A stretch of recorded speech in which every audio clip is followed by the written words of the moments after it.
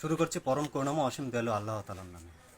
যখন মাধ্যমিক স্কুলে এবং উচ্চ মাধ্যমিক পড়াশোনা যখন করেছি, তখন একটা কমন রচনা ছিল, খুব কমন রচনা, সেটা হচ্ছে স্বদেশপ্রেম এবং দেশপ্রেম।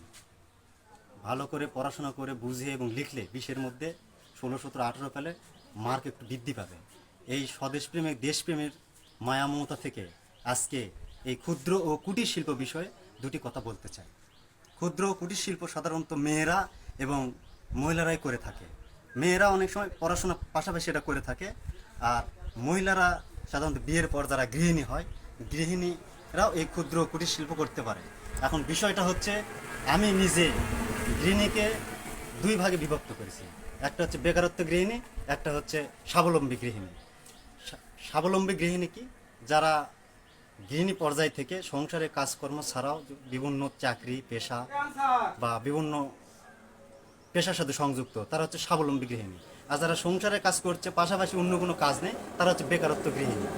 এই যে বেকারত্ব গৃহিণী হয়েছে, তাদের এই ক্ষুদ্র ও কুটির শিল্পের যে প্রসারতা রয়েছে, এই প্রসারতার ক্ষেত্রে আজকের এই লাইভে দুটি কথা বলতে চাই। ক্ষুদ্র ও কুটির শিল্পের যে প্রসারতা, এটা আমি কিভাবে বৃদ্ধি করা যায়, তিনটিভাবে বিভক্ত করা যায়। ক্ষুদ্র ও কুটির শিল্পে সাধারণত সরকারের স্বল্প সুদে ঋণ দিতে হবে, এবং যা বেসরকারি প্রতিষ্ঠান রয়েছে, এসব বেসরকারি প্রতিষ্ঠান স্বল্প মূল্যে ঋণ দিতে হবে। এবং আমরা সাধারণত যেটা দেখি যে এই ঋণ দেওয়ার পাশাপাশি তারা অনেক ক্ষেত্রে জামিনদারের প্রয়োজন মনে করে, তাছাড়া ঋণ দেয় না। তো ঋণ যদি না পায়, তাহলে ক্ষুদ্র ও কুটির শিল্প বিকশিতও ঘটবে না। এখন যেটা বিষয় হচ্ছে, যারা ঋণ গ্রহণ করে তাদের ক্ষেত্রে একটি ব্যাপার রয়েছে, তারা সাধারণত ঋণ গ্রহণ করে কিন্তু ঠিকমতো কিস্তি বা ঋণ পরিশোধ করে না, যার ক্ষেত্রে একটু ঝামেলা হয়। বেসরকারি প্রতিষ্ঠান যারা রয়েছে, জামিনদার ছাড়া ঋণ দেওয়ার ব্যবস্থা করতে হবে, পর্যাপ্ত পরিমাণে ঋণের ব্যবস্থা দিতে হবে। সরকারেরও সুদমুক্ত লোন দিতে হবে, ব্যবস্থা রাখতে হবে। পাশাপাশি আরেকটা হচ্ছে জনগণের নিজ দেশের পণ্য কেনার প্রতি একটা আগ্রহ থাকতে হবে।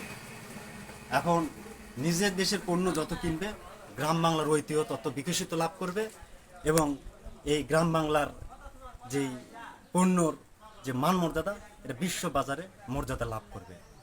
এখন যেটা বিষয়টা হচ্ছে যে এই ক্ষুদ্র ও কুটির শিল্পে কি কি রয়েছে। আমরা ক্ষুদ্র ও কুটির শিল্পে সাধারণত অনেক কিছুই দেখি, তার মধ্যে হাতে গোনা আমি কয়েকটি বলতেছি। সেটা হচ্ছে যে এই টিফিন তৈরির কারুকার্য, মৃৎশিল্প, হস্তশিল্প, লবণাক্ত শিল্প, আগরবাতি তৈরি, মোমবাতি তৈরি, রেস্তোরাঁর ব্যবসা, বেকারির ব্যবসা, প্রসাধনীর ব্যবসা, সাবানের ব্যবসা। এরপরে রয়েছে গরু, ছাগল, হাঁস মুরগি পালন, ভেড়া পালন।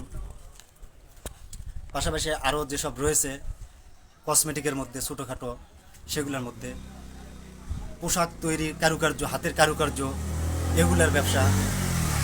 এইসবভাবে আরও জেলা ক্ষুদ্র ও কুটির শিল্প অনেক ক্ষেত্রে রয়েছে।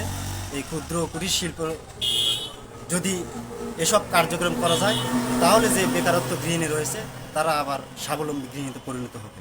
পরিশেষে যেটা বলতে চাচ্ছি যে আজকে এই বগুড়া জেলার আদমদিঘি থানার নশদপুর ইউনিয়নের শাউল বাজারে পিছনে দেখতে পাচ্ছেন অনেকগুলো প্রোডাক্ট রয়েছে।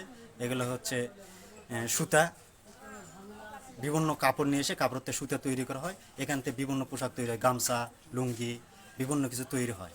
পরিশেষে যেটা বলতে চাচ্ছি যে যদি এই কুটির শিল্প ও ক্ষুদ্র শিল্প যদি বিস্তার লাভ করে, তাহলে আমাদের নিজের দেশের মহিলারা স্বাবলম্বী হবে।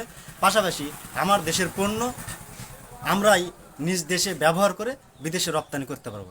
গ্রাম বাংলার যে ঐতিহ্য রয়েছে, এটা মর্যাদা বৃদ্ধি পাবে, এবং আমাদের এই যে গ্রামের যেই পণ্য রয়েছে, এই পণ্যগুলো বিদেশের বাজারে মান মর্যাদা রক্ষা করবে। পরিষদে আমাদের অর্থনৈতিক স্বাবলম্বী বৃদ্ধি পাবে।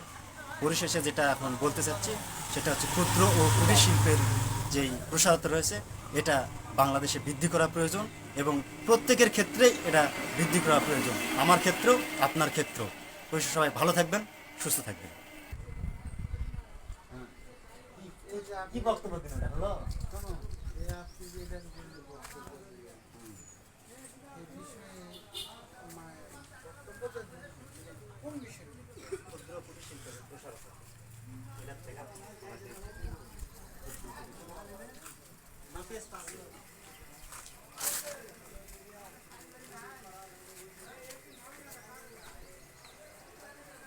খালি এটা এটা খুব এতে সুতে নিয়ে গামছা তৈরি করতে পারে না, অবশ্যই লুঙ্গি তৈরি করতে পারে না।